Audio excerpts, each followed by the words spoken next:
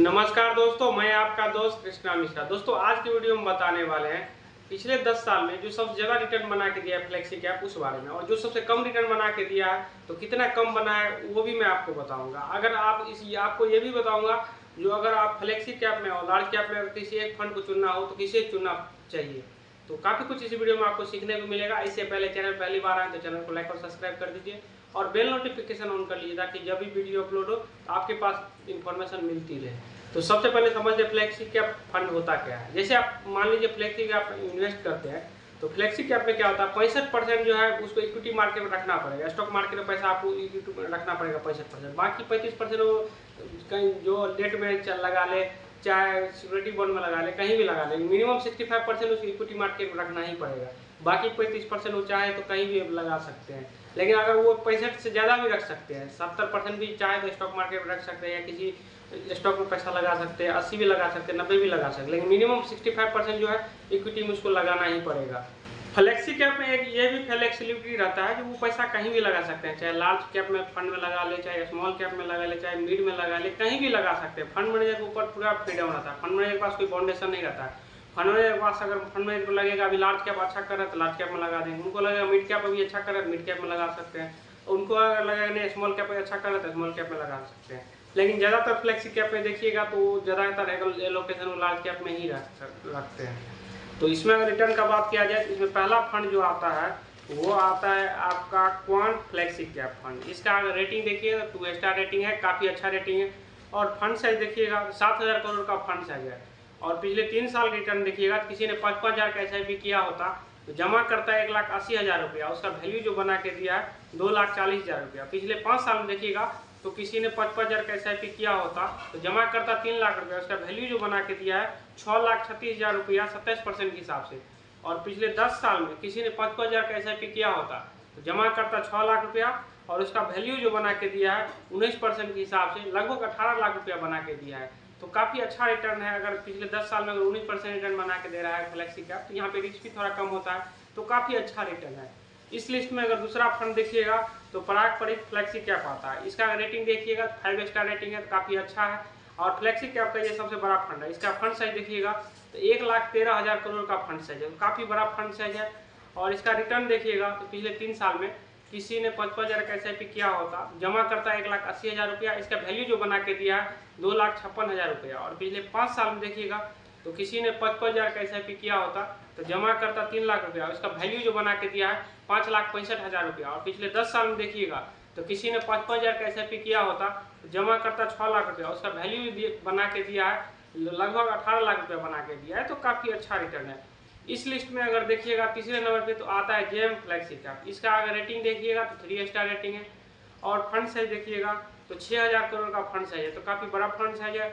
और पिछले 3 साल रिटर्न देखिएगा तो 24% के हिसाब से किसी ने 5,000 का SIP किया होता तो जमा करता है 1,80,000 रुपया, उसका वैल्यू जो बना के दिया है 2,65,000 रुपया। और पिछले 5 साल में देखिएगा तो किसी ने 5,000 का SIP किया होता जमा करता 3 लाख रुपया और उसका वैल्यू जो बना के दिया है 6,17,000 रुपया। और पिछले 10 साल में देखिएगा तो किसी ने 5,000 का SIP किया होता तो जमा करता ये 6 लाख रुपया और उसका वैल्यू जो बना के दिया है लगभग 16 लाख रुपया बना के दिया है 17% के हिसाब से। तो फ्लेक्सी कैप में भी अगर 17% मिलता है बहुत ही अच्छा रिटर्न है, क्योंकि 17% कम नहीं होता। बैंक पोस्ट ऑफिस में देखिएगा तो 6% 7% मिलता है, मैक्सिमम 8% मिलता है। अगर 17% मिलता है सालाना तो बहुत अच्छा रिटर्न, कोई कम रिटर्न नहीं है। अगर 15% तक भी मिल जाता है तो बहुत अच्छा रिटर्न है। इस लिस्ट में अगर अगला फंड देखिएगा तो वो आता है HDFC फ्लेक्सी कैप फंड। इसका अगर फंड साइज देखिएगा तो 80,000 करोड़ का फंड साइज है, तो सोच सकते हैं कितना बड़ा फंड साइज है। पिछले 5 साल में किसी ने 5,000 का SIP किया होता तो जमा होता 1,80,000 रुपया, उसका वैल्यू जो बना के दिया है 2,61,000 रुपया 23% के हिसाब से। पिछले 5 साल में देखिएगा तो किसी ने 5,000 का SIP किया होता जमा करता 3 लाख रुपया और उसका वैल्यू जो बना के दिया है 6,36,000 रुपया 27% के हिसाब से। पिछले 10 साल में देखिएगा तो किसी ने 5,000 का SIP किया होता जमा करता 6 लाख रुपया और उसका वैल्यू जो बना के दिया 17% के हिसाब से लगभग 16 लाख रुपया बना के दिया है। तो काफ़ी अच्छा रिटर्न है। अगर 16% भी मिलता है तो बहुत ही अच्छा रिटर्न है, कोई कम रिटर्न नहीं है। 5वां फंड जो आता है वो आता है इडलवाइज फ्लेक्सी कैप। इसका रेटिंग देखिएगा तो 4 स्टार रेटिंग है, काफ़ी अच्छा रेटिंग है। इसका अगर फंड साइज देखिएगा तो 2700 करोड़ का फंड साइज है।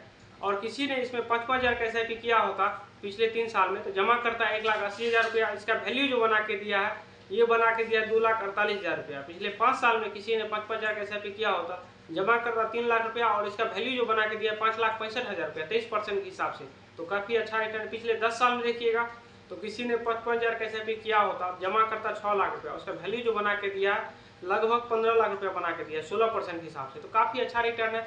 और इसमें अगर सबसे घटिया फंड देखें जो सबसे नीचे में है, उसमें जो आता है वो आता है LIC MF flexi cap fund. इसका रेटिंग देखिए तो 1 स्टार रेटिंग है और फंड साइज देखिएगा तो 1,000 करोड़ का फंड साइज है। ये भी पिछले 3 साल में किसी ने 55,000 का SIP किया होता तो जमा करता है 1,80,000 रुपया, इसका वैल्यू जो बना के दिया 15% का 2,28,000 रुपया। और पिछले 5 साल में किसी ने 55,000 का SIP किया होता और जमा करता 3 लाख रुपया, इसका वैल्यू जो बना के दिया 4,61,000 रुपया 16% के हिसाब से।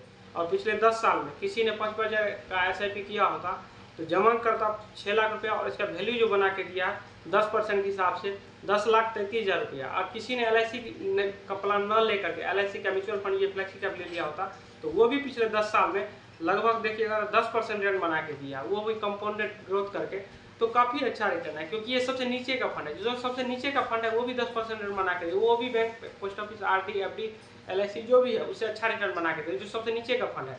तो अगर आप इन्वेस्ट करेंगे तो ये तो होगा नहीं, ये सबसे आपका फंड जो सबसे नीचे रहेगा। और बीच का भी मान लेते हैं तो बीच का भी 15-16% हो जाता है, तो 15-16% अगर आपको मिल जाता है फ्लेक्सी कैप में, फ्लेक्सी कैप में रिस्क भी स्मॉल मिड की तुलना में कम है या मल्टी की तुलना में कम है, लेकिन अगर फ्लेक्सी कैप में आपको कम रिस्क ले करके अगर 15-16% मिल जा रहा है तो बहुत अच्छा रिटर्न है, ये कोई खराब रिटर्न है।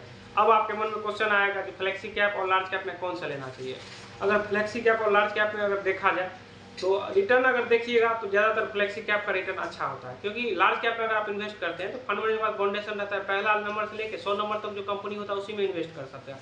101 का जो कंपनी है उसमें इन्वेस्ट नहीं कर सकता। लेकिन फ्लेक्सी कैप में ये फाउंडेशन नहीं होता है, वो चाहे तो लार्ज में रख ले, मिड में रख ले, कहीं भी रख ले, लेकिन ज़्यादातर फ्लेक्सी कैप का एलोकेशन देखिएगा तो लार्ज कैप में ही रहता है। तो फ्लेक्सी कैप कभी भी लार्ज कैप से अच्छा रिटर्न बना के देता है। फ्लेक्सी कैप जैसे अभी मान लीजिए मार्केट डाउन चल रहा है तो फंड मैनेजर को लगेगा फ्लेक्सी कैप में अभी लार्ज कैप अच्छा कर सकता है तो लार्ज कैप में पैसा घुसा देंगे, जब उनको लगेगा मिड कैप अच्छा कर सकता है मिड कैप में घुसा देंगे। लेकिन अगर लार्ज कैप का देखिएगा तो उनको 100 कंपनी में ही पैसा लगाना है, मार्केट गिरे उठे उससे मतलब नहीं, पहला नंबर से लेकर 100 नंबर तक जो कंपनी होगा तो उसी में उनको पैसा लगाना है। लेकिन ज़्यादातर लार्ज कैप फंड का देखिएगा वो निफ्टी 50 को भी बीट नहीं कर पाता है। अगर निफ्टी 50 को भी बीट नहीं कर पाता है तो हम उसको एक्सपेंसेस ज़्यादा क्यों देंगे, इससे अच्छा निफ्टी 50 का जो इंडेक्स फंड आता है वो ले लेंगे। इंडेक्स फंड में कोई फंड मैनेजर रहता नहीं है, जैसे निफ्टी 50 का जो कंपनियां वही रहता है उसी हिसाब से चलते रहता है, उसका एक्सपेंस रेशियो भी कम रहता है। अगर किसी भी लार्ज कैप में इन्वेस्ट करना हो तो उसके लिए निफ्टी 50 या सेंसेक्स 30 का जो इंडेक्स फंड आता है वो बेटर हो जाता है। एक्टिव वाला में उससे ज़्यादातर बीट नहीं कर पाता है, उससे कम रिटर्न बनता है, एक्सपेंसिव ज़्यादा देंगे तो इससे क्या फायदा।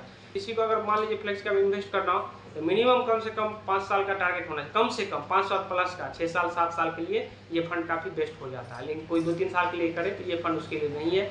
तो उम्मीद करते हैं वीडियो पसंद आया और वीडियो पसंद आया तो चैनल को लाइक और सब्सक्राइब कर दीजिए। अगर आपके पास कोई क्वेश्चन हो तो कमेंट करके पूछ सकते हैं। तो चलिए किसी नेक्स्ट वीडियो मिलते हैं, तब तक के लिए जय हिंद, वंदे मातरम।